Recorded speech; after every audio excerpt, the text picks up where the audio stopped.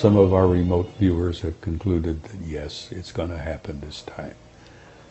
That we and it will be on the same side of the sun at the same time. And if the remote viewer, and they're getting their information from ETs, from sources within the US government that tell me that yes, they are deeply concerned about it, and they're worried sick about it, and they don't know what to do about it. What could the government or anyone else tell you? What could they say to you? Would they tell you that grab your hat, dig a hole, hang on? He says, oh, it seems to be a rather nice planet, and we know about it, and all we need to do is name it. And then bless his heart, you know, he'd never had a heart problem, but within a year he was dead with a heart attack.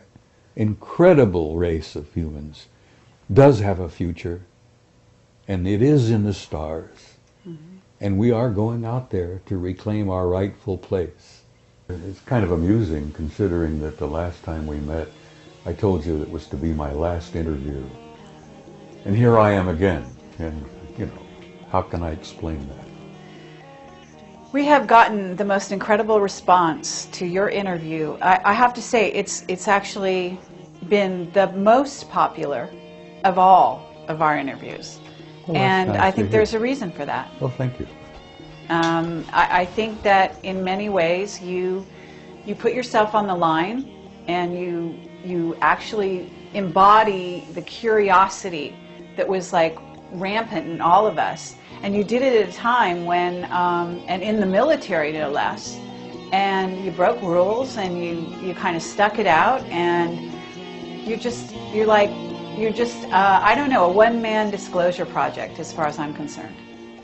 Well, thank you, Carrie. That's very kind of you to say that. But let me explain something. I was a normal human being for a big portion of my life. You know, I was a career military and no-nonsense kind. I wore a crew cut. When I learned what I learned in 1963, 64, 65, it changed my life. It changed my way of thinking, and I became obsessed with what I had learned.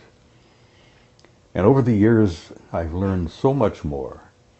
And as I may have mentioned to you earlier, I learned a little bit. I wanted more. You know, talk about an addiction. When you start learning some things about a subject that is so profound, the more I learned, the more I wanted to know, and the more I wanted to know, the more I learned, and the more I learned, the more obsessed I became. And you talk about losing a paradigm. My old paradigm literally crumbled around my knees. You know, the world that I thought I lived in, I learned was not the world that I lived in. And the reality that I looked around and thought I saw was not the reality that exists. Mm-hmm. That much of what we see is an illusion. It's a result of our own illusions. We humans sometimes, rather than face reality, we create a little world of our own. You know, we get up and go to work, we raise the kids, we buy a house, buy a car, take a vacation, go on about our lives, try to save money, put a little in the bank for the kids' college, and live a normal life. And then I learned that there's no such thing as a normal life. That the world that exists is not at all what we think it is. And the more I learned, as I said, my old paradigm crashed around my knees, and I'm sitting here in front of you as a human wreck, you might say, you know, as to what I used to be. Because I lived in a world that was kind of cut and dried. Oh, you know, do this, do that, you pay your bills. It's not that way at all. Well, let's cut to the chase here, because you have come forward, actually you contacted us, I'm going to say, and said, you've got something new to say. You've got something new to tell the people. And I know you're going to be speaking at the Bay Area conference, and this is amazing. And let's find out, what is it that's new? What is it you're willing to... You want me to divulge to you my great revelations, which I'm planning to speak about at the conference, right? Absolutely. And you know, this video will not be edited and out there before the conference, so you don't have to worry that we're not gonna ruin it for the viewers of the conference. Well, there's lots of little tidbits that are kind of interesting to me. I hope they'll be interesting to the people at San Jose. It's been my experience that the people who attend those conferences are pretty wide open-minded. Mm-hmm. As I jokingly used to say when I speak there, it's like preaching to the choir, you know, mm-hmm. because they're a different group of people. Well, I'll give you a tiny tidbit, which I found interesting. As you perhaps have understood, I have been a member of what we used to jokingly call the Old Boys Network. I've been a member of it for over 40 years. And when we created this group, it was made up of military types primarily, all ranks, all services. And we even had a couple of cosmonauts who were connected with this, mm-hmm. who were providing information. Well, over the years, the old boys have shared information with each other because we've had a variety of assignments and jobs in the military. We had a couple of admirals, we had a general, we had 2 cosmonauts, we have innumerable colonels and command sergeant majors and people from all walks everywhere who provided information we used to share with each other. And some of us have been in very sensitive positions and had access to very highly classified material, and we've been very open about sharing that with others, which kind of kept us going for a long, long time. There aren't a hell of a lot of us left. The last time originally there was roughly about 150 members of this group. Mm-hmm. And today there's probably not more than a dozen left. We lost a good one, you know. Graham Bethune died here about a year ago. And Graham was a retired Navy commander who was a dear man, mm-hmm. who had some very sensitive information he used to share with others.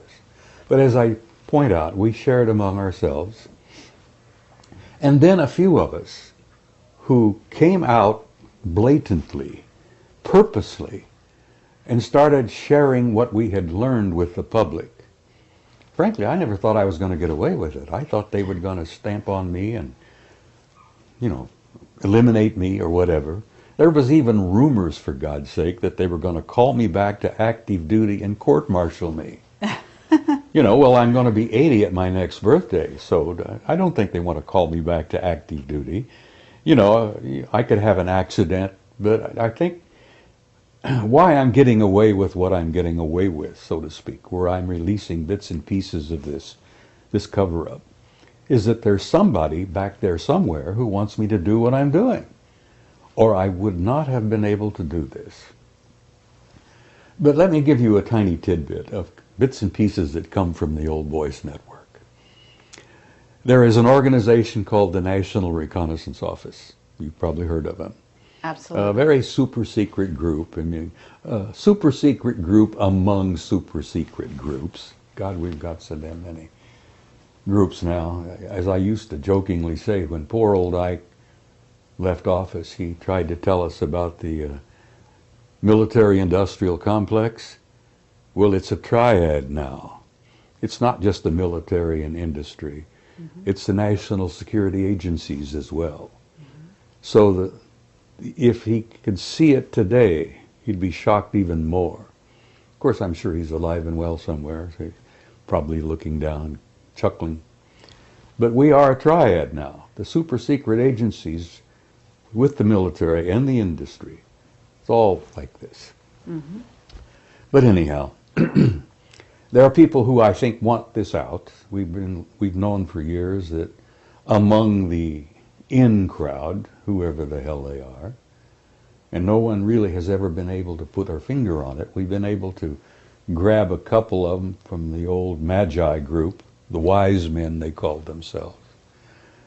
The Magi, you've heard them referred to as the Majestic 12. Well, they're a lot more than 12 now.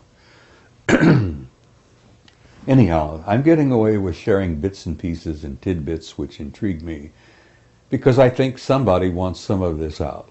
But the story I was going to share with you is that in the National Reconnaissance Office, about, I guess, 4 or 5 years now, they had for a number of years a series of satellites called the Keyhole system. Have you heard of it? Yes. Keyhole. Oh, it was super secret and probably the very best satellite system in the world. Mm-hmm. Well, they probably made it even better now. They could supposedly read a postage stamp from space. Well, there were some intriguing questions being raised by a number of people about what was known as the Ararat anomaly. Are you familiar with the Ararat anomaly? Mount Ararat, Noah's Ark. Okay. And so the guys in the NRO took their keyhole system and focused on the Ararat anomaly, which is, you know, a puzzle. Well, when the word got out, when the pictures finally were downloaded, and they computerized and enhanced them and cleaned them up, and they pushed them on the wall, or they broadcast them on the wall there at NRO. The remarks went something like this, and these are actual quotes. Jesus Christ, it's a goddamn boat. Christ, it's a big boat. Okay, one would say, why would something like that be so highly classified that it is way above top secret? Why would the discovery of a boat on Mount Ararat be classified so high, far above, you know, anything?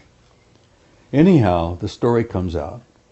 The reason they classified it is because after they discovered that it was a goddamn boat, a big goddamn boat, they inserted a team of SEALs on the site.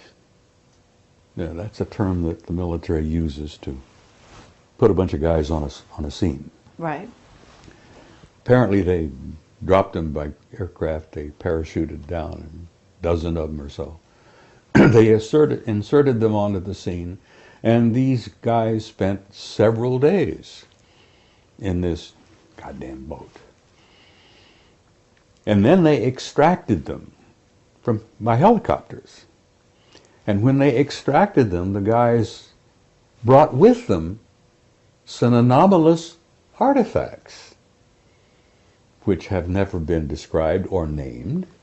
But those anomalous artifacts is what led to this whole thing being classified not only top secret, but way the hell above. And that's a little bit of information that's come out via the network of the old So are you boys. saying this is Noah's Ark? No one knows what it is. It was originally the Ararat anomaly. But then they discovered that it was a gigantic boat, apparently. But a boat built by humans. Well, it appears to be. Mm-hmm. It's essentially, from what they gathered, wood. Mm-hmm. But it's a work of genius, apparently. It was intricately put together. And it's really... And it survived all these years. Well, apparently. The question, how many years, you know? When was the flood? The last rumor I had was 12,000 years ago. 10,500 BC. When are they saying? I mean, I'm sure you have a theory. Well, the religious implications of it, you see. You know, every ancient culture on the planet has a similar tradition about a flood. And I'm sure there were many Noahs, so to speak, wherever. But the idea that this particular thing is so theologically sensitive that some yo-yo back there at NRO decided to classify it, and then they sent the SEALs in, and the SEALs brought back artifacts. Well, there you are, you see. What could they have possibly found in this big wreck that is so sensitive? question arises, I don't know the answer to that. Hopefully, if the old boy still stays alive a few years, we might find out. I find that interesting, and I share it with people because it gives you an insight into that bunch of nitwits back there that classify everything. Bill, go ahead with your question about Mount Ararat, and then we're going to move on from there. I think it was Charles Berlitz who wrote a book, now this is purely from memory, which was called The Great Ship of Noah. And he published a bunch of photographs. These photographs are on the internet, of something that looks like a ship on Ararat.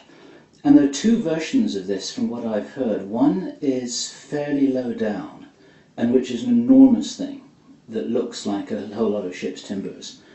And there are persistent reports of another object that's much higher up, way above the snow line, quite close to the summit.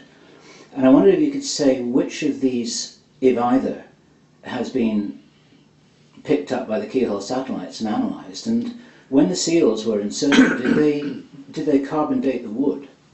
Oh, I'm sure they must have, but I haven't got any information on that.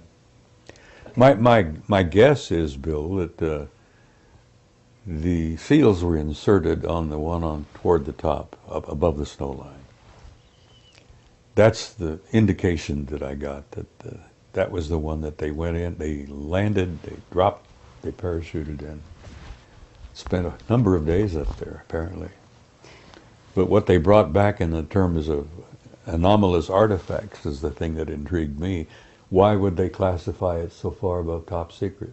But that bunch of nitwits back there, and I've known some of them over the years. I've worked with some of them. And I think they are a bunch of damn nitwits. You know, there's no damn reason why they've classified so much. Mm-hmm. What year was this when the seals were sent in? About 5 years ago, from what I can gather. Really? Yeah. That's bizarre. Well, the keyhole program was really big in the late 90s. Now, I'm sure they've got satellite programs that are even better now. We've got civilian programs that are so damn good that the Department of Defense will often go to the civilian contractors and buy photographs taken by civilian satellites that are outstanding. So it leads you to suspect maybe how much better could be some of our DoD satellites. All right. You know, they have classified Lake Vostok. They took it away from JPL, who was monitoring it, and, you know, with satellites and all. You're familiar with Lake Vostok in Antarctica? No. Oh, no. Oh, God, that's a sensitive story in itself. Under the ice in Antarctica, there is a freshwater lake, deep, deep down under the ice. That's 100 miles long, about 50 miles wide. Fresh water. The temperature in the damn lake is about 65 degrees, which is pleasant swimming, you might say.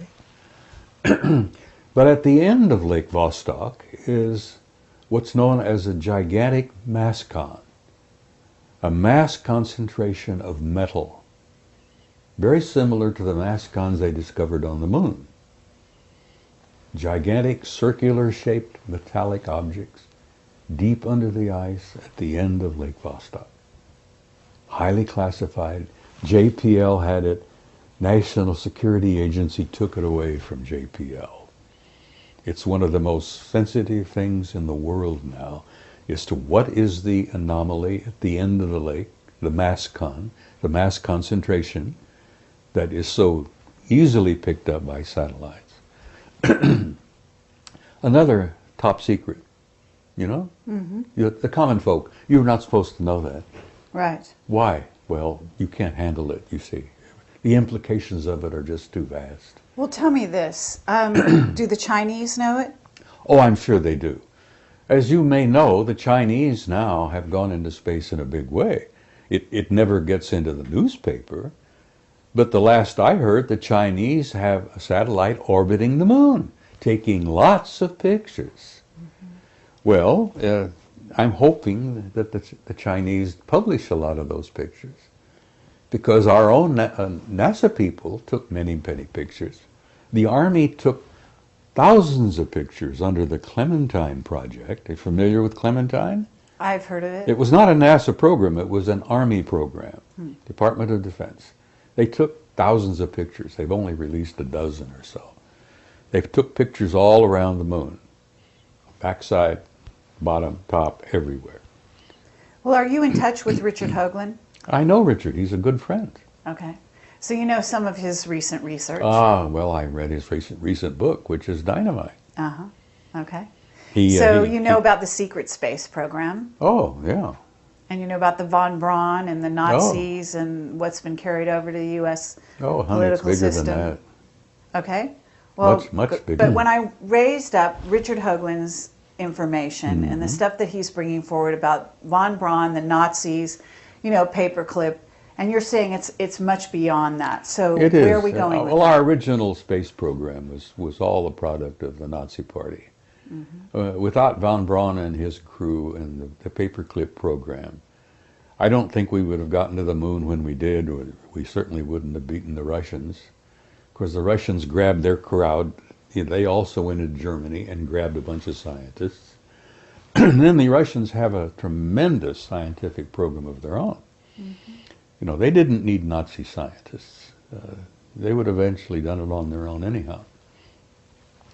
But one of the biggest secrets of all is the secret space program, the fact that NASA is, it's like Blue Book used to be. I think it's a public relations front. Right.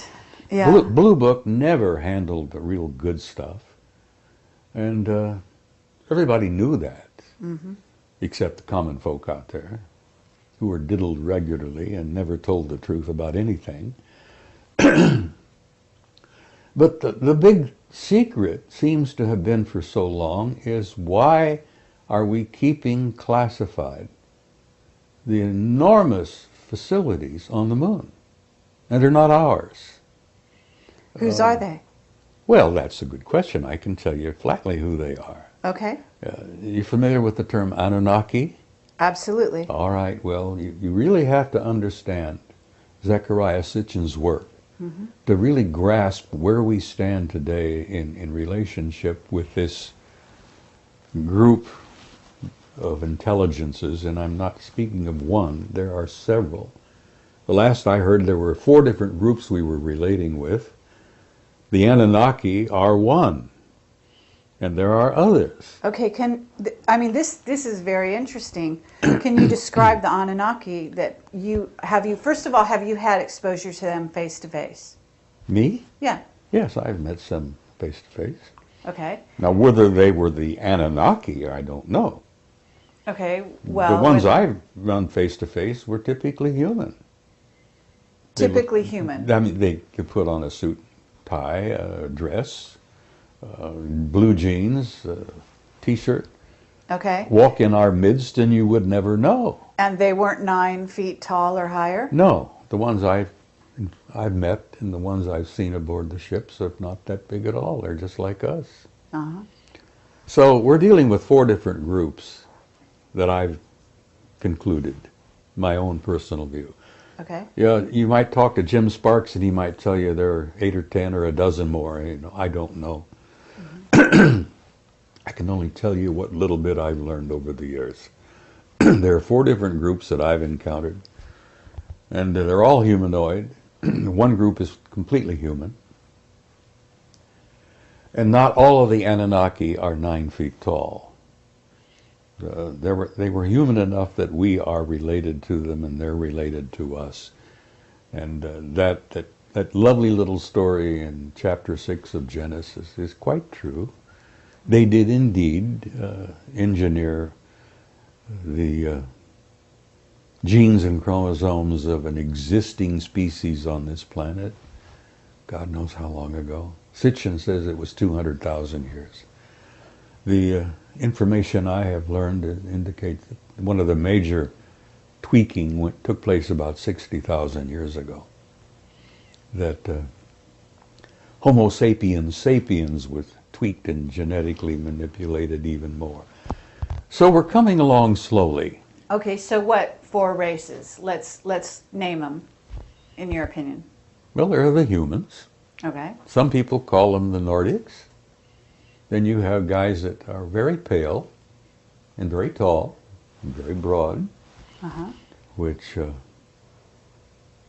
some people refer to as the big whites. Okay. And then you have the little guys. The Greys, and then the Anunnaki. So those are the four you're familiar with. And not all of the Greys are an evolved species. Some of them appear to be what they used to use. They were an artificial life form. Androids. Yeah, they were humanoid androids, but they were constructed. They're laboratory products. And they often wondered why, in cases of crashes, where there were survivors, that some of them didn't come back and try to retrieve. And the story that came out among the military for many years was that they wrote them off. They went back and made more. Now there are some people who say, well, they don't have a soul. Well, I run into human beings that I began to wonder whether they had a soul. But Okay, there are two types of Greys from what I've learned. There are the little guys who would appear to be laboratory products. And then there are the 6-foot Greys, whose eyes are more round. And they're not really gray, they're just sort of a chalky off-white color. And they seem to be an evolved race all of their own.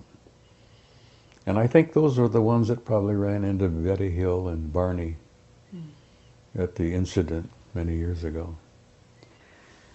Have you heard about Dan Burish talking about the Orions that are sitting in ships along with the military, actually watching the planet right now? I've heard bits and pieces of that.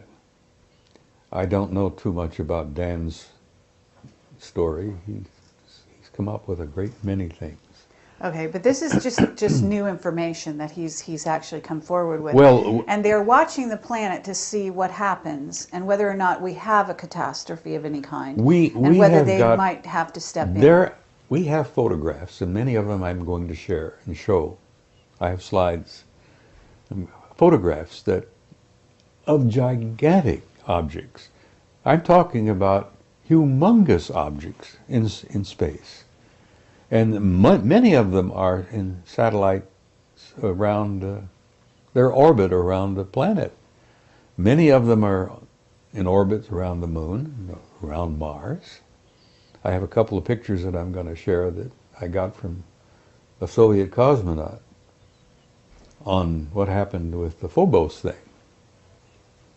The Russians, you know, their famous Phobos rocket system that they sent up there some years back, which got knocked out of orbit by an anomalous object that came up from the surface.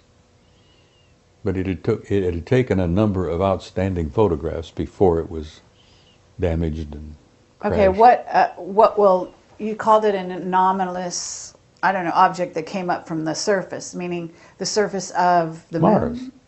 From Mars. our Earth. Yeah. Okay. No, the Phobos program was sent to Mars because they had hoped to land a lander on the satellite Phobos. There are two circling Mars, which are anomalous. Again, that fantastic word, anomalous.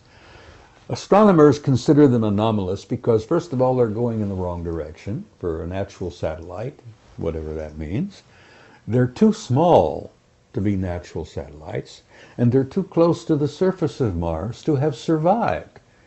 Because if they were natural, they would long ago have been brought down and sucked in by gravity and crashed.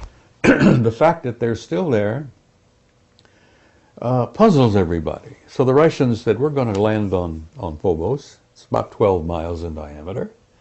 I think Deimos is only about 6 or 7. And they were going to take some pictures on the surface. Well, you know, apparently the intelligences up there decided, no, you're not going to do that, and bumped Phobos, the satellite that the Soviets sent up, knocked it out of orbit, and it crashed, apparently. But they've been doing that to the JPL craft going up and around Mars There for years is, now. there is an intelligence on Mars that wants to limit our access to their reality. And they've done a damn pretty good job of it.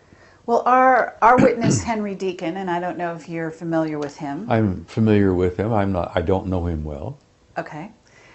He has said that the Anunnaki are on Mars in They bases. are. I agree with that. So are they the ones shooting down those objects, you know, the various probably. craft from JPL and so on? Look, Zechariah has said, and I know this old man, I respect him tremendously. He says they never left. They withdrew overtly from their activities on the planet with us, but their activities have continued covertly, both on Earth, the Moon, and Mars.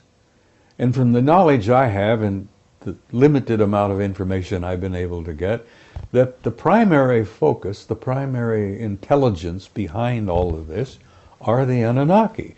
The same group that genetically engineered us so many thousands of years ago. Okay, but you've got Enki and Enlil, right? And these are warring brothers, and one is working for the positive side of humanity. Well, and you the had other... this dysfunctional family. They even went to war with each other. And man was in the middle, as he always has been. You know, we were a product of their engineering.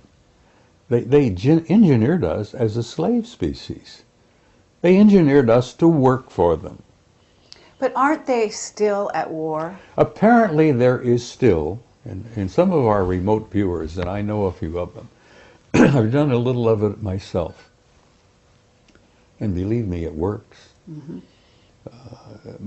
I've been accused of being guilty of front-loading, so to speak, because when I want to look at something, I know what I want to look at.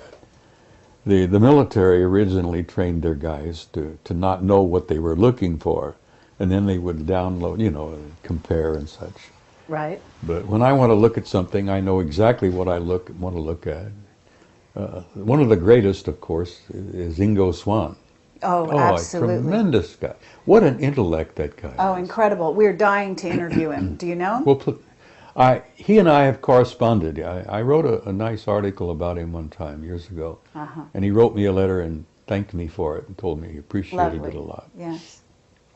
But he is a rare man. He's a rare intellect. Yes. Not only is he probably the best remote viewer we've ever had, perhaps other than Pat Price, Right.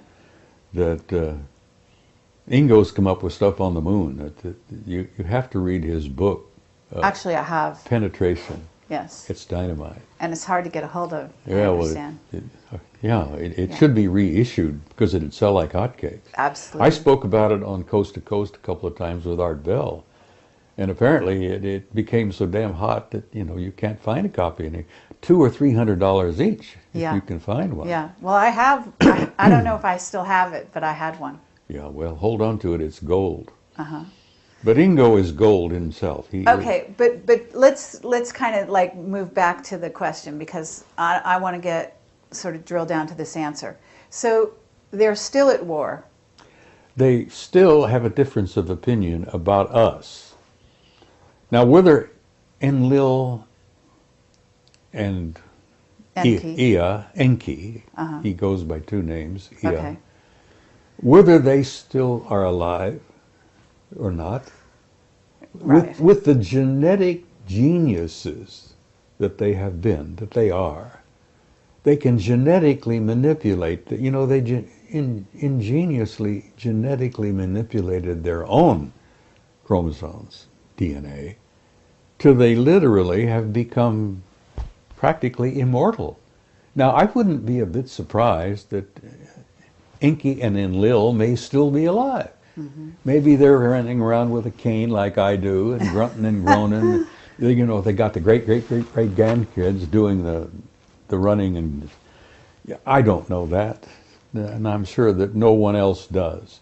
But apparently the factions are still divided.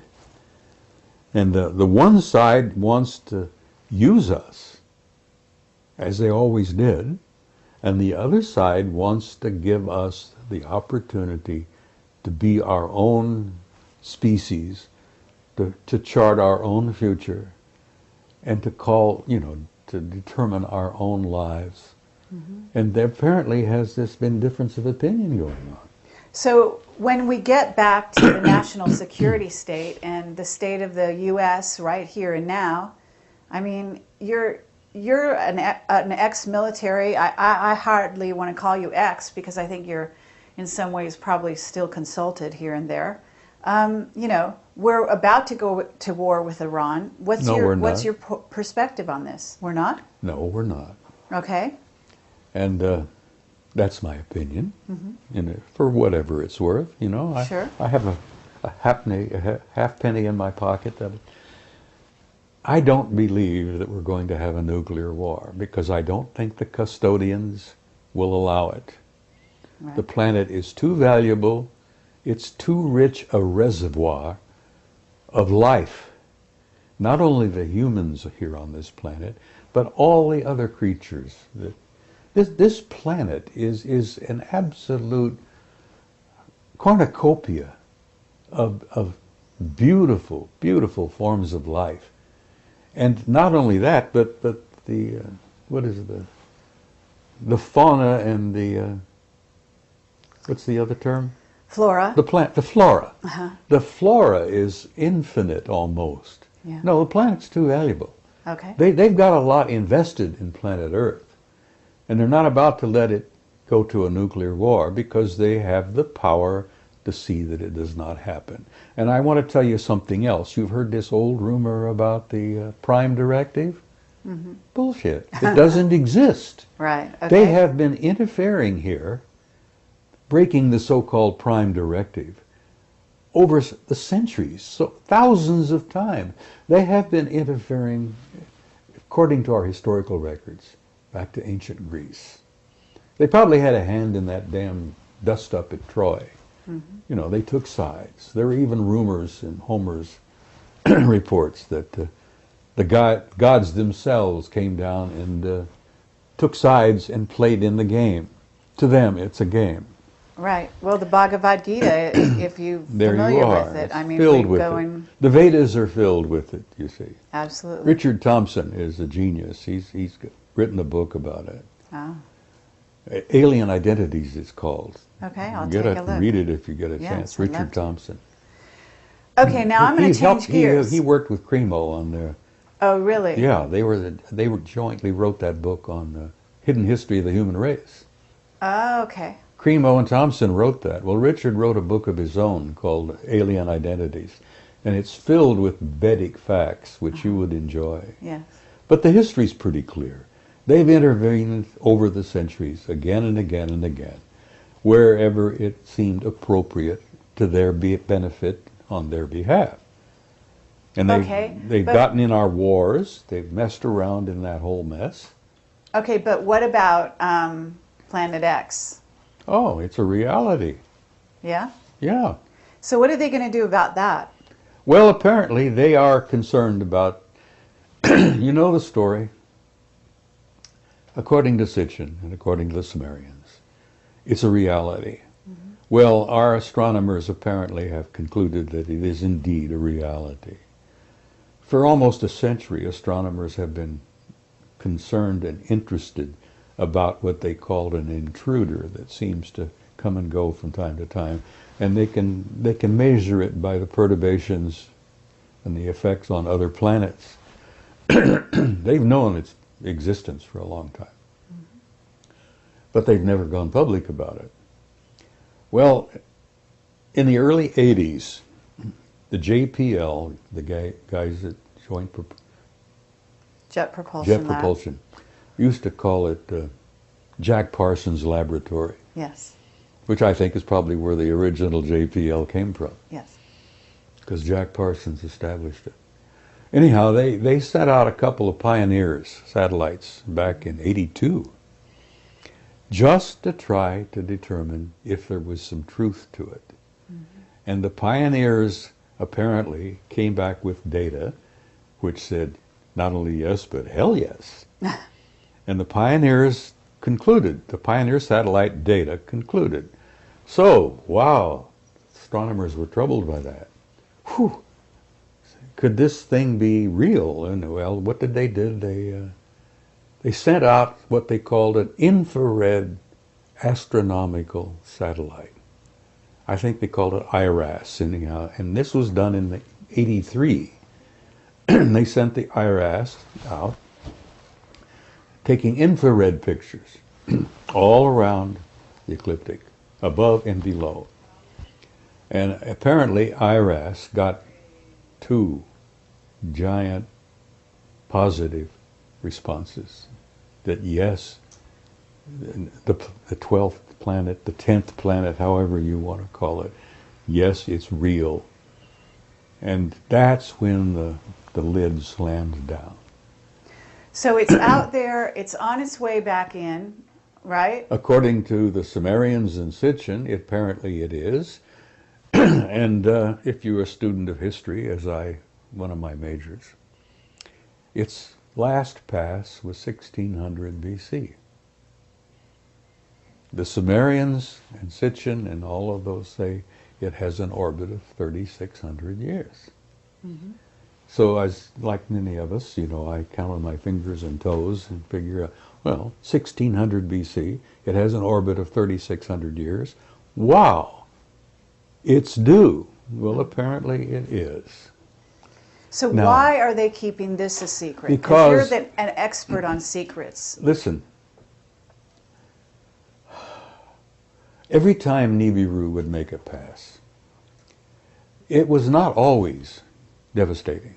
Mm-hmm. It would depend on whether the planet Earth and Nibiru were on the same side of the sun at the same time. Mm-hmm. And if we were on the same side of the sun at the same time, all hell would break loose on planet Earth. Well, apparently the last pass triggered the explosion of Santorini, Thera, the volcano in the Mediterranean and the Aegean Sea, blew its top, brought to a close the great Minoan civilization. Among other things, it affected Egypt. It's all in the records, apparently.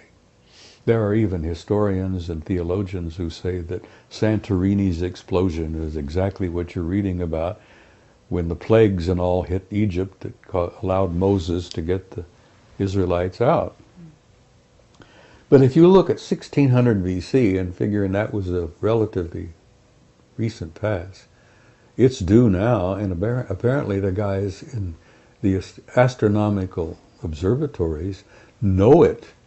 And that, again, is above top secret. Let me give you a tiny example. For a number of years ago, there were 2 brilliant guys working at the Naval Observatory in Washington. Tom Van Flandern is one, who I hope you've interviewed. No, but yeah, please continue, and we'd love to do He's that. no longer with the Naval Observatory. The other one was the chief astronomer at the observatory, a brilliant man by the name of Robert Harrington. Right. And Harrington gave an interview to Zecharia Sitchin a number of years ago. I think it was 91 or so. Mm-hmm. Where he came right out and said, Dr. Sitchin, we are interested in this because it ties in perfectly with the work you've done on the Sumerians and the ancient planet Nibiru. He said, we found it, it's real, we have photographs of it, and he says from what we can put together, it's a rather nice planet. It's about 2.5 times the size of the Earth. Apparently it's heading toward the system, the center of the system. We've concluded about everything about it except that we haven't named it. And Zecharia spoke up and he says, it's already been named. He says, you simply call it Nibiru, as the Sumerians called it, the planet of the crossing. Mm-hmm. Well, Mrs. Sitchin and I were in agreement. I miss her. She died about a year ago. Mm. She was convinced that Robert Harrington had died because somebody bumped him off, because he had the courage to come out and give Zecharia this interview. I don't know whether you've seen it or not. It's on tape. No, I haven't seen it, but we interviewed Lucas Scantamburlo about this subject, and he's also talked about Robert Harrington. Yeah, well, Harrington gave the interview to Zechariah, and it's on a video called Are We Alone? And I think you can pick it up at the conference here next week. Okay. I have a copy, and I sent a copy to Neil Freer, who's a man you should interview. Okay, well, we're in touch with Neil. He's a very interesting guy. Oh, he's brilliant. He's a brilliant guy. He's brilliant. He just recently came out and admitted that he's had an intimate interrelationship with extraterrestrial intelligence since he was a child. Well, he's always talking about the Anunnaki. I do know this. Well, he wrote a book called Breaking the God Spell. And he has supported Zechariah's work for years. I have a question, Bob, if I may, about the provenance of this information, in the sense that Zechariah Sitchin's work is very well documented, and a lot of people watching this video will be very familiar with his books and with all the intelligent commentary about that. Are you saying that you have additional information based on your contacts within the Old Boys Network, or are you doing a neat presentation of... Many of my conclusions are my own, and they, in many respects, correlate perfectly with Sitchin's work, which is, Neil has told me, he says, Zechariah really should get the Nobel Prize. But I don't know what they would grant it to him in what field. But he's such an outstanding scholar in what he's done, and the Earth Chronicles is what he calls all of his work. I think there's 7 or 8 of them now. I have 2 questions. One's a minor one to do with celestial mechanics, and it's just something that I've never understood, and I've heard this question from many other people as well. That if Nibiru comes from the outer reaches of the solar system, it's going to be an icy rock, which isn't going to be the kind of place that any beings could live on or would want to live on. And researcher Andy Lloyd, who you probably have heard about, has theorized that what they're seeing in the photographs that you referred to as an orange object is actually a brown dwarf, with the possibility of Nibiru being one of its moons, if you like. And there's a lot of debate about how to apply what Sitchin seems to have been saying to the real practicalities of life on an icy rock out in the orbit of Pluto. And I wondered if you knew or had anything to say about that. No, it's not an icy rock. And yes, when it makes its long journey out and back, it gets so far away from the sun that the sun is probably no more than a little tiny prick of light, a little tiny pinpoint. And if you would think that it would be naturally icy cold. No, apparently the planet, like many planets in the system here, generate its own heat. It has in its core a generating heat system very much like our own. We have a system within the core of this planet that has been described as a thermonuclear reaction, very similar to the sun. Now, most of the life and all of the bounty and all of the beauty of life on this planet comes from our going around this beautiful sun.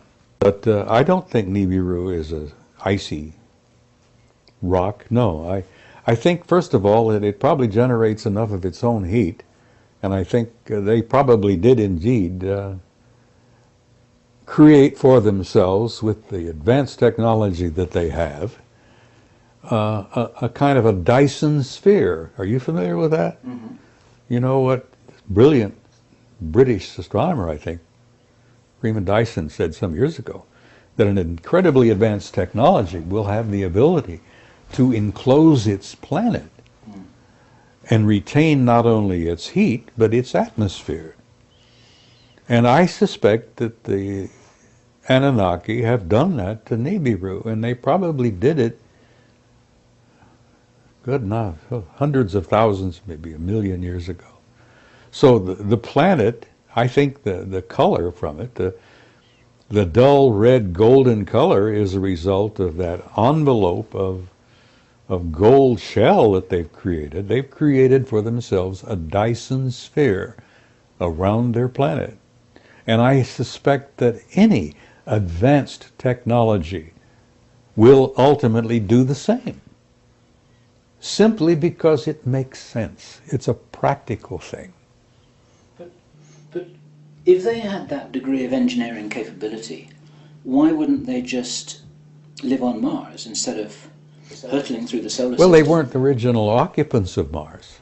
Okay. They used Mars as a waste station, and they've reactivated it, and I agree with Zechariah on that they've reactivated their way system, their way station there. They used to drop off on Mars on their way here. So they were never, I don't think, original inhabitants of Mars. There are a few remnants of original inhabitants on Mars. There's even some indications, which I've been looking into, and I've gotten some data, that we're playing host to a bunch of Martians here on this planet. I'm talking about the original species. Do you know anything about the original Martian species?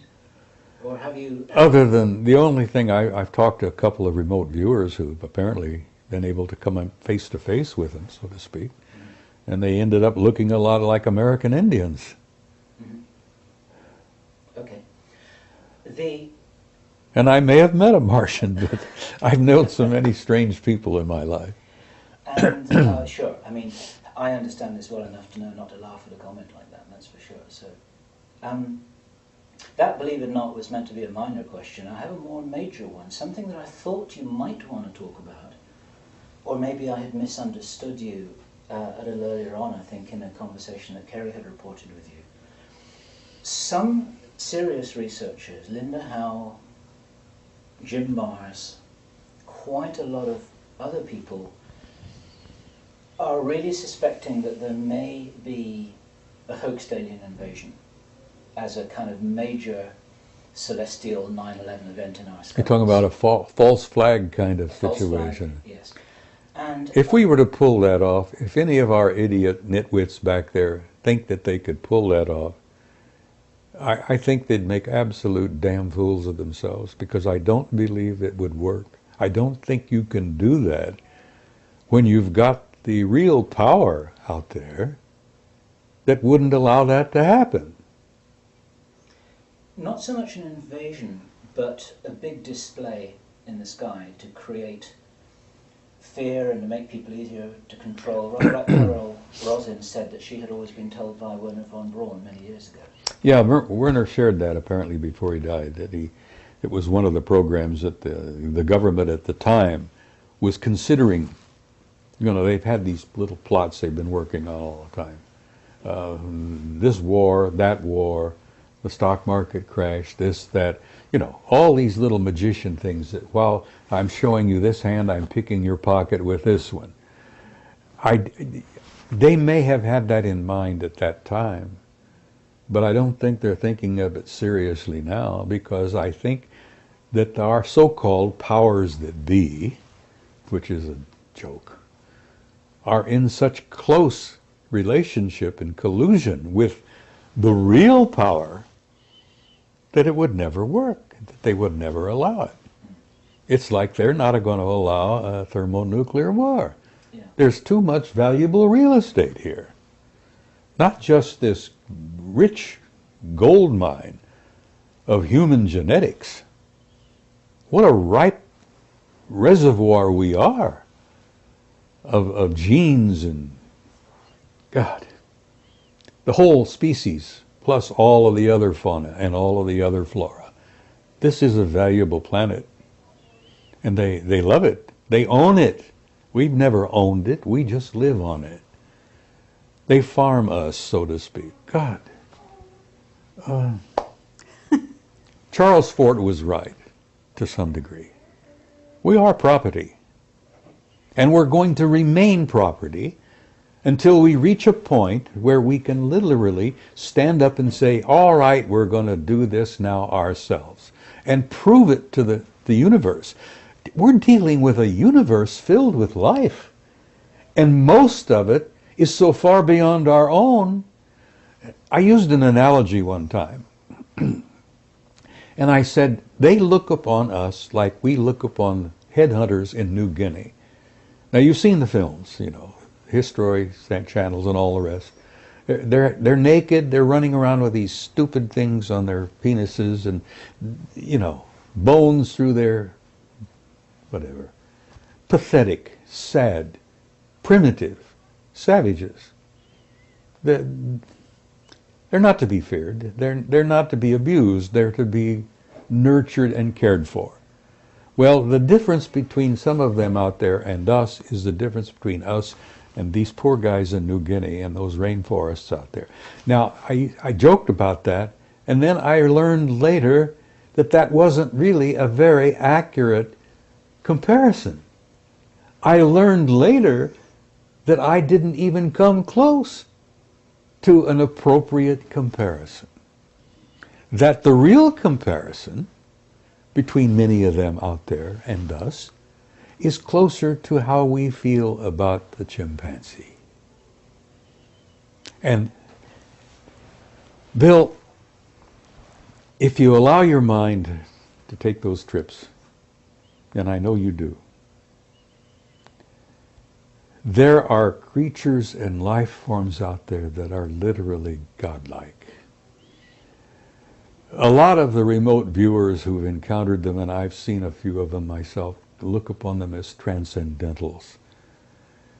They manifest as living energy life forms, forms of light. They're the same kind that appeared when Jesus was walking around. Probably the same kind of guys that showed up with poor, Joseph Smith. I didn't know the history of the Mormon faith. Poor Joe had an event one time happening in his bedroom where two brilliant, beautiful, tall, glimmering, glistening beings of pure light appeared in his bedroom. Those are transcendentals. Now, the difference between them and us is between us and the rhesus monkey. So I think I'm getting close, maybe not, but I'm thinking I'm getting close to an analogy that may be more realistic. You know, I have nothing but hope because I'm an immortal being. I'm an infinite life form. If you could see me the way I really am, Bill, it wouldn't be in this pathetic body with the... It's only our bodies we're describing, not Oh, us. that's right. You know, this is just a shell. I've had it for 79 years. I've used it badly, and I've abused it over the years, and I'm beginning to pay the lessons, the prices for that. But if you could see me as I can see you, and we are shimmering beings of light. Yeah. Absolutely. Totally. Well, okay, I have a question for you because he's got a book out called End of Days. Yes. And in that book, he actually talks about Nibiru and the return, but he doesn't say that it's actually going to happen now. He says he thinks it's about 2060. That was his estimate. Okay, and so where does this information that you have and 2012, how do we put this all together? Because I'm going to say something about what you're telling us, because it's clear that you're something of an intelligence analyst yourself. You certainly have an incredible background. You can cross-correlate and so on. But you also have some insider contacts, and you also have contact with Anunnaki, as you said, all right? So where are you getting your information, and are they saying anything specific about what's happening 2012? Because I'm not so sure about Zachariah's conclusion. That's 2060, but apparently it could be before that. The Department of Defense is quite concerned about it, that there are entire sections of the Defense Department that are working on that subject particularly. The big question is, are we in it going to be on the same side of the sun at the same time? And some of our remote viewers have concluded that yes, it's going to happen this time. That we and it will be on the same side of the sun at the same time. And if the remote viewer, and they're getting their information from ETs, and much of my information from this same source. And yes, we're in for some bad times.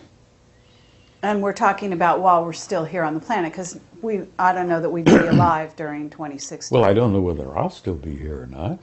You know, I'll be 80 in March, and you know, I've got a ticket out of here. Right. I've got it stamped. I've got it paid. But I'm 9 years beyond my warranty as it is. No, but I think you're going to live quite a while. So we've got this interesting thing going on, and we have a huge crackdown on anything to do with Planet X. It's been made the laughing stock. It's an amazing thing. Really. Oh, the ridicule is. I think it supersedes even the ET ridicule. Oh, it does. It does. I think it's been so strong, and it actually has come, I would say, from the Vatican. Mm-hmm. So what are they so afraid of, number one? And number two, have you heard the theory that basically what has to happen is a protective shield is going to be put around the Earth such that this time it's actually not going to have the impact that it has in the past? I've heard that rumor in passing. And the technology exists to do that. Mm-hmm. What I have a suspicion is that much of what will transpire will be allowed to transpire. The Earth is not going to be destroyed, and the human race is not going to come to an end. But it is going to be a difficult period of time when it begins, and let me tell you, it has already begun. The reaction from the sun is a clear response to the presence of this other body. Now, this other body has already been photographed by telescopes in southern Chile and in New Zealand. I had asked Marcia to dig into her files. I had an article from a good friend who publishes a magazine in Rome. And Adriano, I don't know whether you know about Adriano Forgione, brilliant young man. Yes. Anyhow, he has connections with the Vatican. He has good friends who are Jesuit priests and astronomers. And the Vatican is concerned about it. Anyhow, Adriano sent me an article including 2 photographs that have been taken of Nibiru already. Taken by primarily, I think, this observatory in Chile. But they've taken pictures at an observatory in New Zealand as well. So it's close enough now that optical telescopes have pictures of it. And they're studying it carefully to try to determine, what is it they call it, the celestial mechanics of how everything moves. Well, if our remote viewers are correct, and the ETs have given us some rundown on it, it's going to be a difficult passing. Because we and it are going to be on the same side of the sun at the same time, and that means all hell's going to break loose. Now, they have the technology. We're talking about not only Anunnaki. There are intelligences out there that began 1 billion years ago, then they have technology that puts them in a category of what Kaku would call a Type 3 civilization. Mm-hmm. So that a Type 3 civilization has the technology to mitigate the passing of Nibiru. Now, whether they do that, as you say, put a protective shield around it, Nibiru has done that for itself. They have a protective shield around their planet, which is why in the photographs it comes out as kind of reddish gold. And apparently that's why they came here for the gold in the first place, because they were losing their atmosphere, and they needed to seed gold particles in their atmosphere to keep the atmosphere from, they go on a long trip out there. Okay, but the Anunnaki are here, you're saying, and yet the Anunnaki are supposedly on Nibiru as well, or what are you thinking, or what's your sources telling you about this? The civilization, the Anunnaki civilization, is on the planet.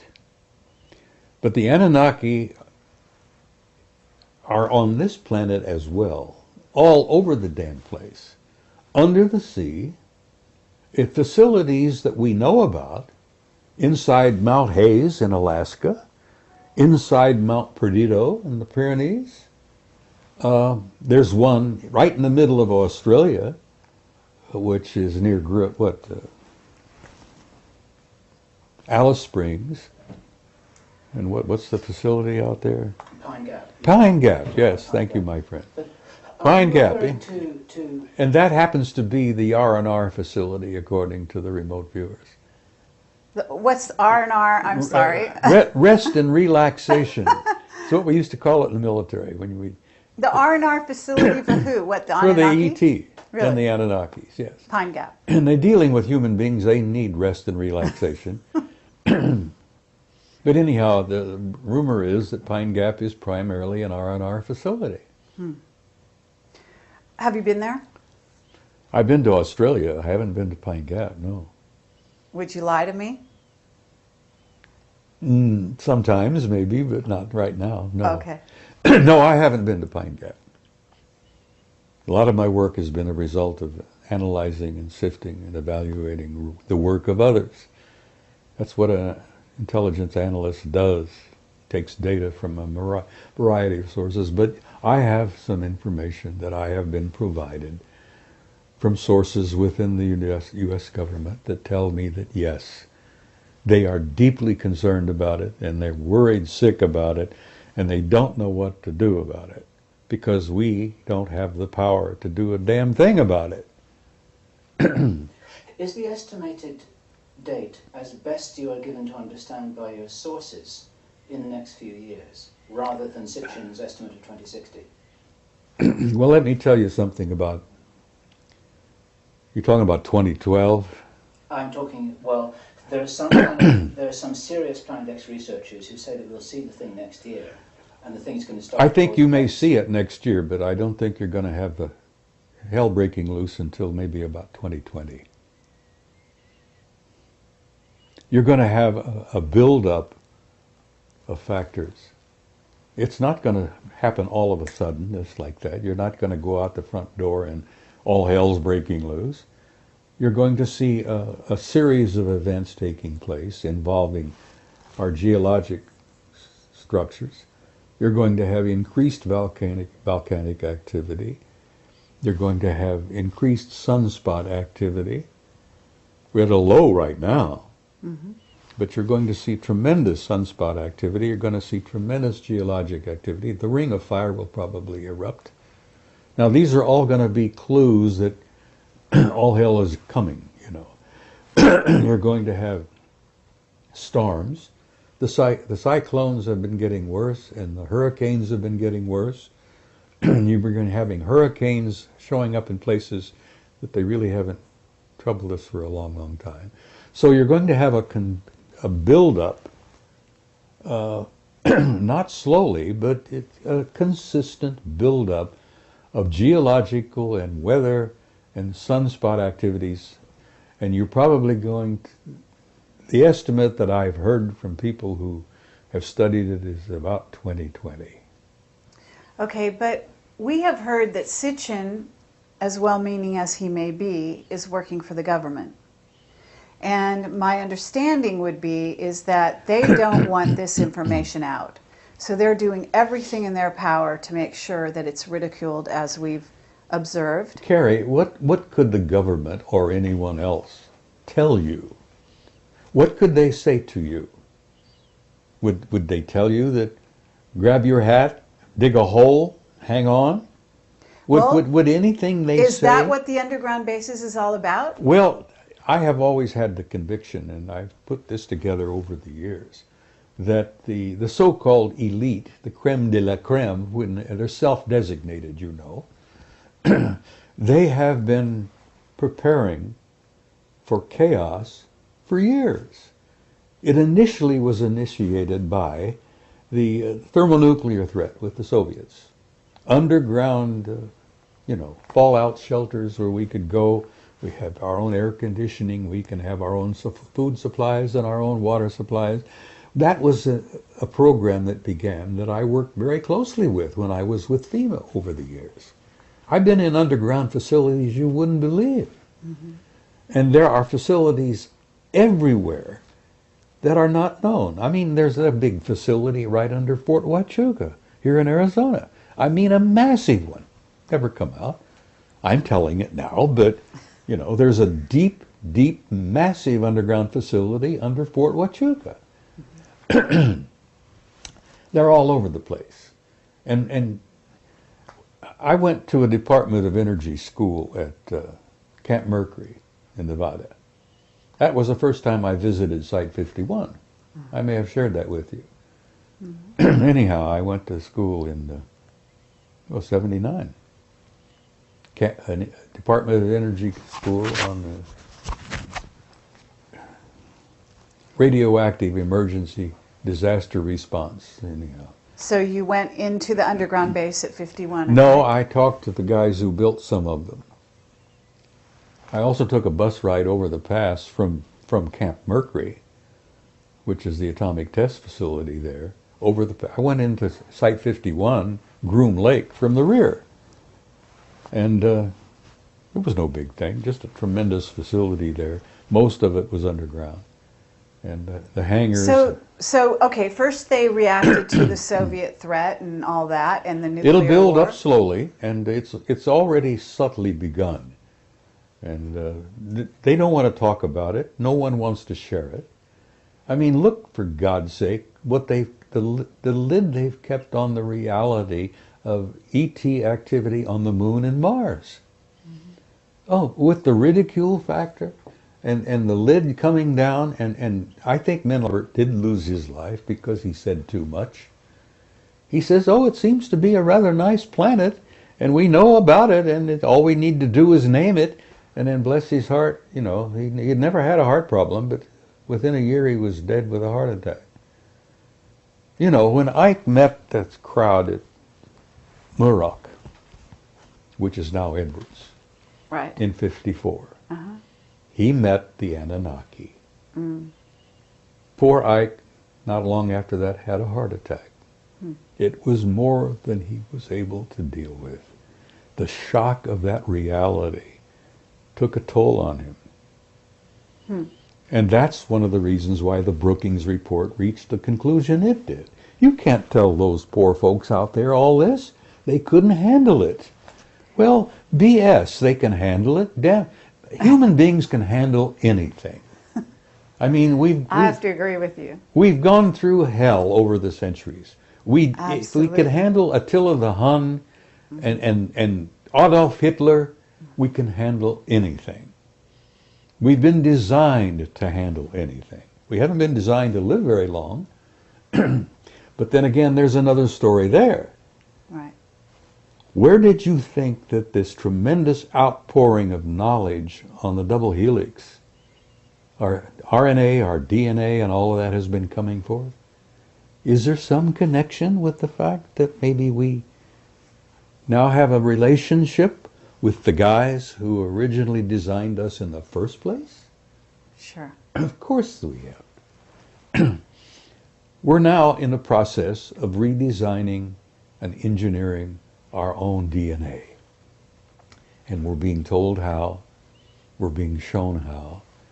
And thank God they're sharing it with us now, because the first time poor old Adama and Iwa wanted the knowledge, they threw him out of the garden, as it were, And that's another thing I want to talk about briefly in passing, is that there's no such thing as original sin. And that's a crock of manure that's been forced down your throats for thousands of years. There's no such thing as original sin. The human race never fell. It was pushed. And this species that you and I are a part of, this beautiful, wonderful, hopefully incredible race of humans, does have a future, and it is in the stars. Mm-hmm. And we are going out there to reclaim our rightful place, where we should have been in the first place. Okay, and this gets into the secret space program and terraforming, because there is some terraforming going on, preparing for what might happen if Nibiru comes through and if the Earth is in such a state. We're talking about terraforming Mars, maybe beyond. Have you heard things about this? Yes, terraforming is a fine art. It's been going on for millions of years. The Earth itself was terraformed. Right. You know, it was prepared. The garden was prepared for life. Mm-hmm. And then life was introduced and has been nurtured since, from the very beginning. Terraforming is a fine art, and some of those guys out there who've been around 1 billion years are pretty good at it.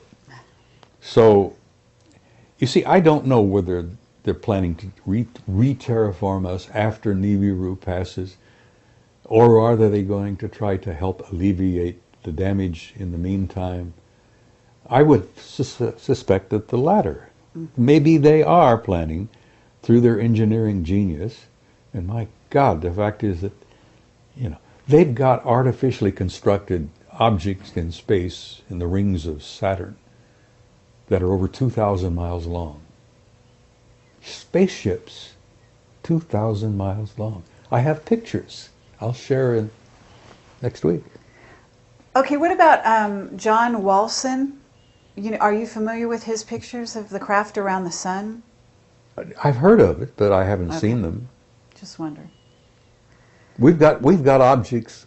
I have photographs taken by Apollo 13 of alien ships 5 miles long, and I'm showing those over in San Jose. Wonderful. Now, those were taken by our own astronauts. Now, you get the guys on Apollo 13, and they're all, from what I understand, all 3 still alive. And you won't get a one of them to admit who snapped the shutter on that camera, but the film is there, and the negative number is there, the roll number is there, and there it is. NASA photograph of a 5-mile long artificial spaceship.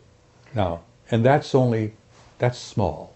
Well, let's talk about the astronauts for a minute, because what's going on with Clark McClelland, and why is he having such a problem coming forward? I didn't know Clark was having a problem. He has a book that he's trying to write. He's penniless. He's had a terrible time. They don't want him to talk. No, they probably don't.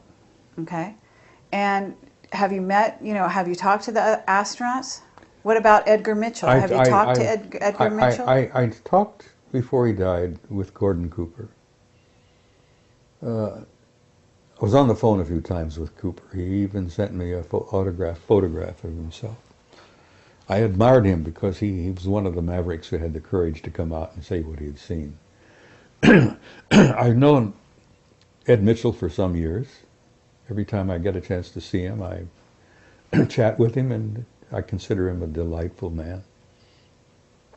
He's very warm and terribly bright. Are they mind controlled? To some degree. Have their minds been wiped? Cooper never was. Okay. They never got to Gordon. And I don't think they got to Neil Armstrong either. But all of the rest of them, to some level, have been kind of, well, what's the word I'm looking for here?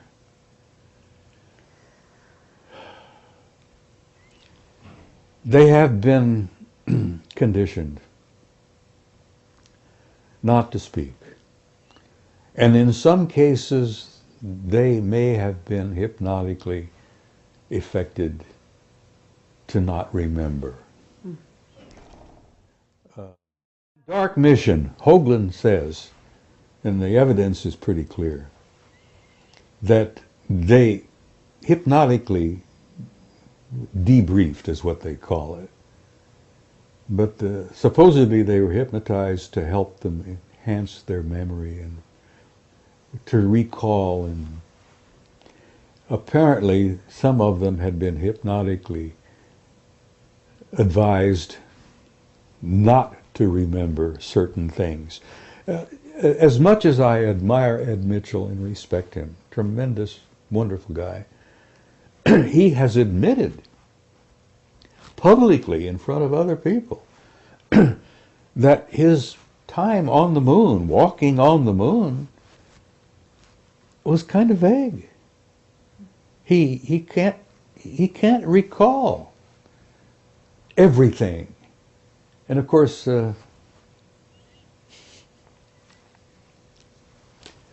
that's sad. I don't think they ever got to Neil Armstrong. Because when he got back, he left the program, said, "To hell with it, I'm out of here." He went back to Cincinnati and started teaching math at the university there. And Armstrong hasn't said 5 words publicly since. Uh-huh. And then you have a case of Aldrin. Now, Aldrin has had experiences where he has been with friends, and the subject would come up, and Buzz would start to cry, or he would get nauseated. One time, and Hoagland touches upon this, I think, chapter 10 in the book, where Aldrin was in conversation with a few people and with his wife, having a few drinks, and was just kind of relaxed. And somebody asked him a blunt, straight to the point question. And he had to run out and throw up. He got sick. Now this to me is a result, and I've studied it enough over the years to know that that sounds to me like hypnotic suggestion. Mm-hmm. He has been hypnotically conditioned not to remember or to not even discuss it. And if he gets nauseated, and in the one instance with a bunch of old friends, old flyboy types, he ended up starting to cry. Now this breaks my heart because Aldrin is a good man. He was one of our better men to be selected for that program. Mm-hmm. You know the story, and this is common knowledge. They got back from Apollo 11. They put Aldrin in a sanitarium for about 6 weeks. He was suffering from alcoholism. Do you believe that? Do you believe one of our best and bravest, one of the finest, who in the Apollo program suffered from alcoholism? Nonsense. That apparently it was the programming to be reinforced. Now, why would a grown man with his background break down and cry like a baby, or end up getting nauseous and barf on the subject? That's hypnotic, post-hypnotic stress. So what is it on the moon that is, that is so important that they want to completely whitewash it out? Oh my God, the astronomical societies, the professional astronomers in this country have been guilty of criminal activity. You may quote me. They've been guilty of criminal activity for years to not discuss the reality of what they knew on the moon. There are major facilities and major activities going on the moon all the time. Not only that, the moon has water. Now, whether it's a natural process from the satellite, or whether it's water that's been stored there for use, there are vaporous signs of a form of an atmosphere in the bottom of some of the craters. Now, astronomers have seen these pictures, but that dishonest bunch of nitwits won't discuss it. They're scared because you know why? 90% of their income comes from government grants. And when you've got a government grant, and that's your prime source of income, you're going to say whatever the government says you should say, or don't say whatever the government doesn't want said. Well, anyhow, there's some atmosphere on the moon, at least in the base of several of the of the larger craters. There is water on the moon, but there is major activity going on. I mean, we're talking about engineering activity. There are giant ships that come and go out of the craters. There are lights all the time. They have noticed bridges appearing and then disappearing. I mean, they're active as hell on the moon. But the same activity is going on Mars. Sure. You've seen my photograph, I guess. It's not only my photograph. But there is a city the size of Chicago underground on Mars that's generating so much heat it shows up in infrared photographs. Are you in touch with John Lear? I've met John. I've been in his house a time or two. I visited him. I have a tremendous respect for him. The reason I like John is he's been nailed, as I have, as a damn fool maverick, you know? So, I mean, this is his pet, project. The establishment has tried to ridicule John Lear, and you can't ridicule John Lear because he's got sources similar to some of my own that are beyond question. He's getting people inside, feeding him information almost on a regular basis. I get mine in bits and pieces when I go to conferences and when I meet people, but John gets it direct. Okay, I have a question for you about Arlington Institute and what's might be happening in October, because we have a lot of information coming at us about October and about something that may be planned. I don't know if you've heard some of this stuff. We have our top secret witnesses are coming at us saying, that the economy is being engineered to crash here in the U.S. Oh, this whole thing has been engineered. All right. It's been diddled. This is a joke. And the poor guy out there, the poor working man on the street, as it were, is being screwed royally. But, this whole thing,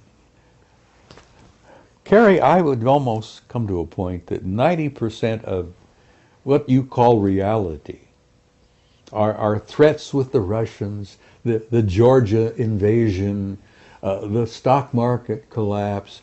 All of this is all engineered.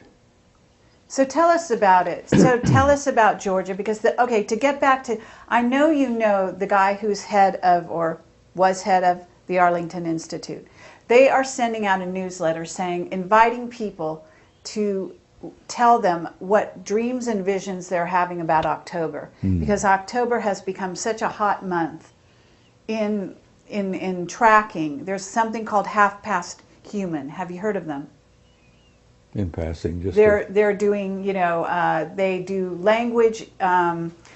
They track with web bots all over the internet, basically tracking where a language is going. They've been doing it since '98 with computers and so on, and they were able to chart, like before 9/11, this huge raise in consciousness, that some event was imminent.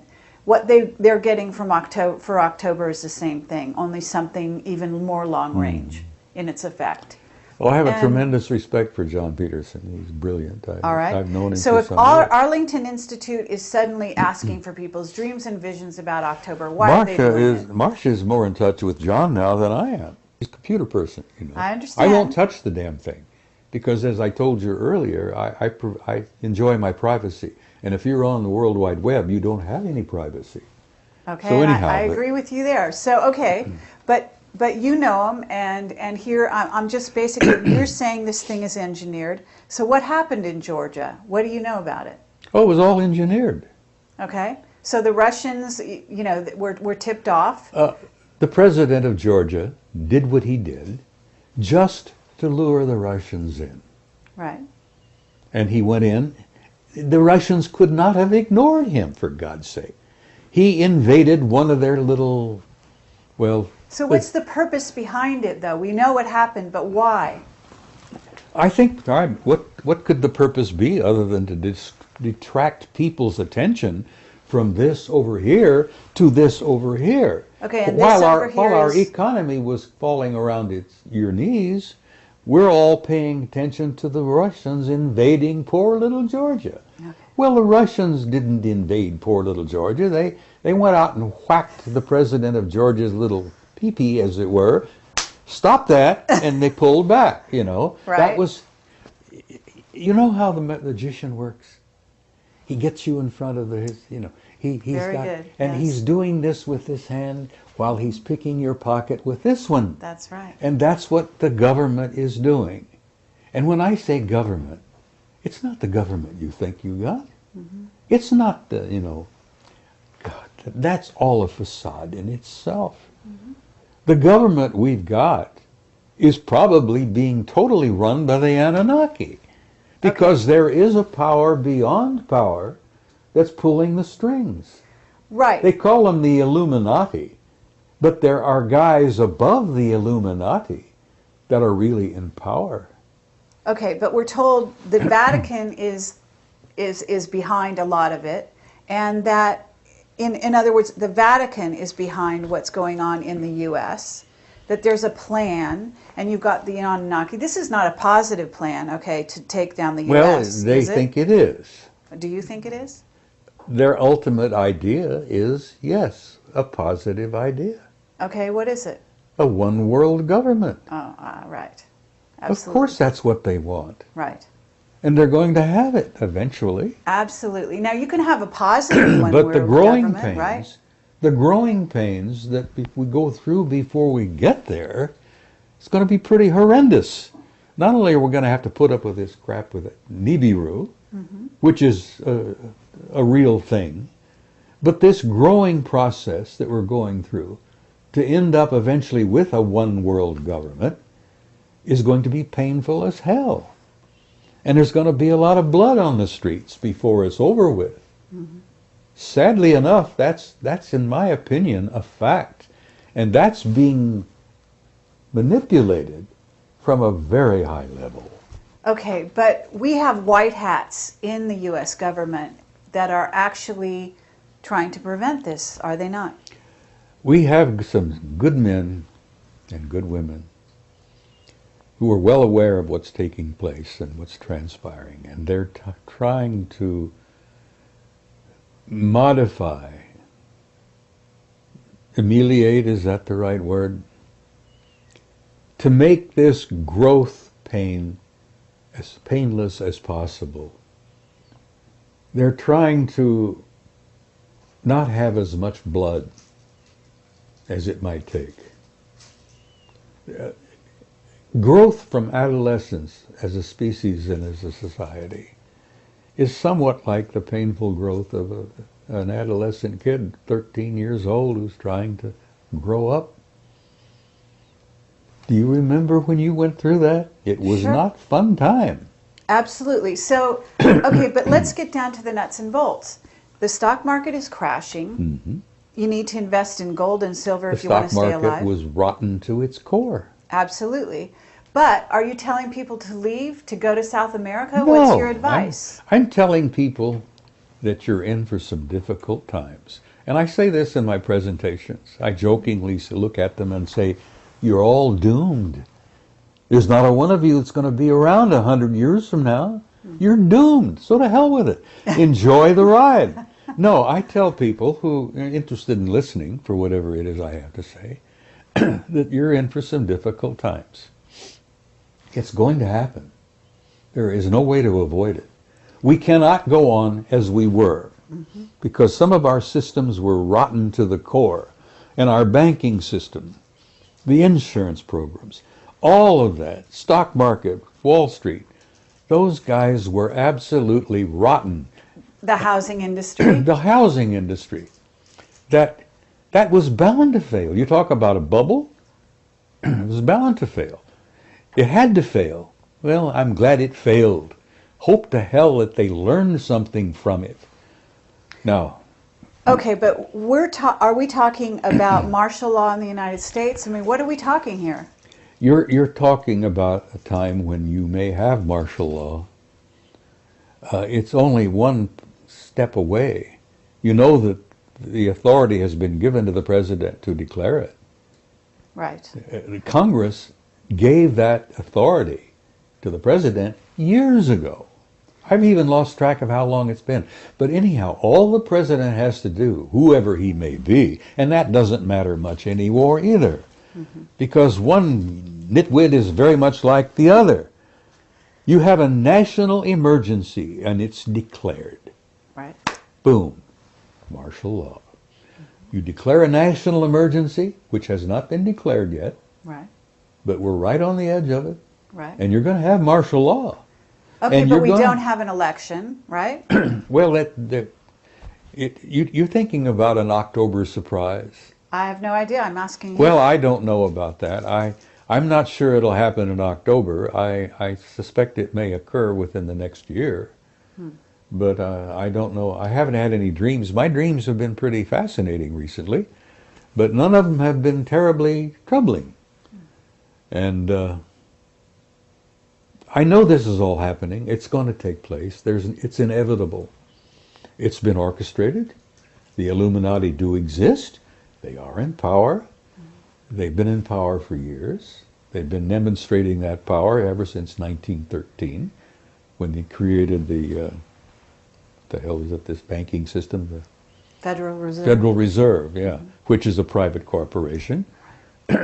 We lost most of it in 47. I don't know whether you were aware of that, but that was a big year. National security became everything. It became the member of the triad.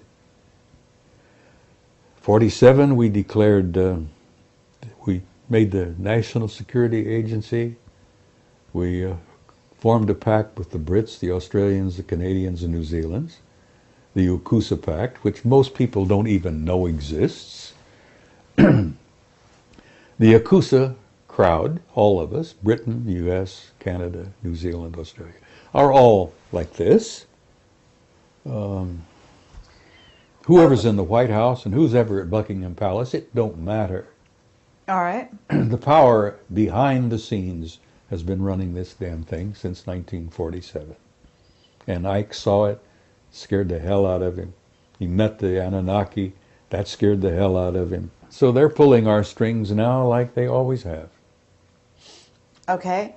So what's your solution? What would you tell people? I mean, in facing the future, in trying to reinvent the future, certainly Marsha's working with people to become enlightened, to She's doing a tremendous apply. amount of work to help people make this transition. Carrie, we're not just going through a transition, we're going through a transcendent transformation, literally. A transcendent transformation. We're going to come out of this thing when it's all over with, totally different species. We're not going to be the same people we were in the past. And that's good. And it's going to hurt, and it's going to be painful. And I tell people, and I've said this repeatedly, don't get too uptight about it. You've been through hell before, you're going to through a bit of it again. But once it's over, once you've made that transition, we're going to have, hopefully, a new world, a new future, a new beginning. And I think that's the end of the great year that we're going through. We're going through the end of a 26,000-year cycle. And I tell you, 2012 don't matter. First of all, Christ was born 7 years before. And this is a fact. And if you don't believe me, get Sir Lawrence Gardner, who's probably one of the best historians we've got working today. Lawrence Gardner's got the facts. Jesus was born in 7 BC on the 1st of March. Now, if you want to count from his birth, like we supposedly have been doing, add 7 years to 2008. You end up with 2015. That's pretty close to what 2020... So you're saying we're actually in the year 2015 now? No, we're in the year 2015 right now. Right.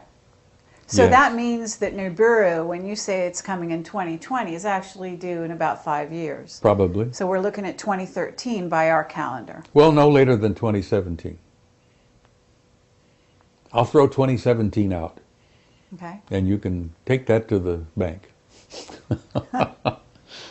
2017. Now, Okay. that, that'll give or take a year or two, because the celestial mechanics, they haven't really worked it all out yet. We've got computers you wouldn't believe, but they're still trying to feed in some of the data. So is one of the remote viewers, you're in touch with Ingo Swann? I haven't been in touch with Ingo for some time, but Carrie, I've been doing some remote viewing. Right. I've even had a couple of out-of-body experiences. Mm-hmm. I've been doing a lot of meditating. When you step into that world, there is no time. Mm-hmm. And you can talk to anybody, everywhere, all at once. Mm-hmm. And now, that sounds silly to anyone who doesn't understand what I'm trying to say. Mm-hmm. When you step into that realm of timelessness, and you remote view, and you step out of your body, and you go into altered states, and you meditate, you're in a timeless, infinite reality that people communicate. You'd be shocked and amazed at the wealth of information that's out there just to tap into. The old ones used to talk about the Akashic record. Mm-hmm. It's real. It's real. And it isn't just about the past, because, Carrie, there is no past. Nor is there a future. There's only an eternal now. And a physicist sitting here in this room would say balderdash, because they wouldn't grasp for a minute what I'm trying to talk about. But old Ingo would. Yeah, absolutely. Well, I've been some of those places myself that you're talking about. I knew it, you see. And so I have to say you're absolutely right. And it's incredible pleasure for us to hear this from yourself.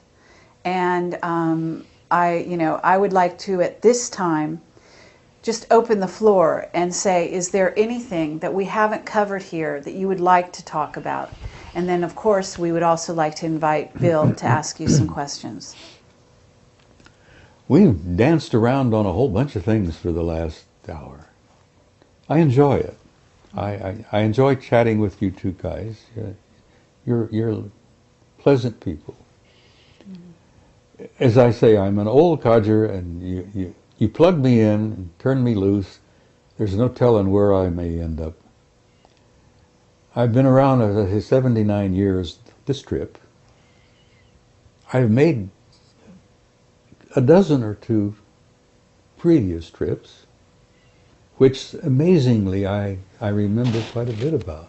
When you start going into that timeless realm, you step into that infinite, which we're all part of. Memories of other lives come flooding into you sometimes. Mm-hmm. Oh God, the things I've seen, the things I've done, the places I've been, this life, are kind of shocking. The things I've done, the places I've been, and the lives I've lived before are beyond belief. I'm not boasting. This is not a boast. Mm-hmm. But I'm an old soul. I've been around on this planet a long time. And I amazingly remember it. Some of the memories I would rather not remember, because they're painful. Mm-hmm. Hell, I have memories of Sumer. I knew the Anunnaki back then. Worked with them. I was one of their products. I know them now. And I don't have any fear.